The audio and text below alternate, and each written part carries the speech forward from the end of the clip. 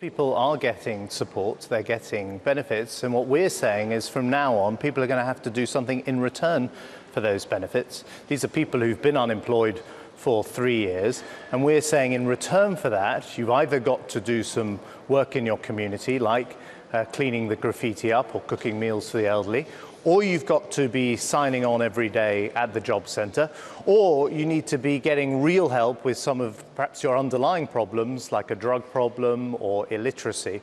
So we're saying there's no option of doing nothing for your benefits, no something for nothing anymore.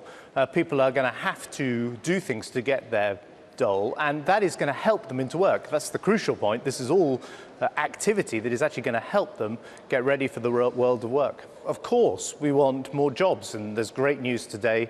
For example, the company TNT Post are creating 1,000 jobs here in Manchester, and many of those jobs are going to be for long-term unemployed people. But in order to make sure people are ready for those jobs, they've got to have the right skills, they've got to have the right work talents and work attitudes, and this program of help is going to deliver that. It's going to create a culture where people are ready for work. And after all, these are people who've been unemployed for 3 years, so they've not been able to find work through the routes that currently exist. And previous governments of all colours have abandoned those people and just allowed them to sort of recycle in and out of job centres, collecting the dole, and people didn't really do anything about them. I think that's wrong. I think it's something we've got to learn from what went wrong in the past. We've got to help these people, but in return expect them to put something back into their community. Britain has turned a corner, but we've got a long way to go. I mean, that's exactly what I said a couple of weeks ago. That's what I'll be saying today.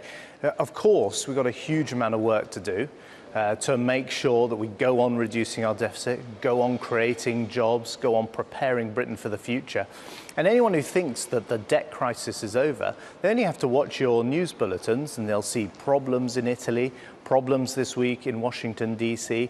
We have to go on delivering an economic plan because that is the only credible plan for living standards. If you don't fix the economy, people don't get jobs, mortgages go up in costs because borrowing gets out of control, you're not able to take people out of tax. All those things would be a total disaster for this country's economy and a disaster for people's living standards.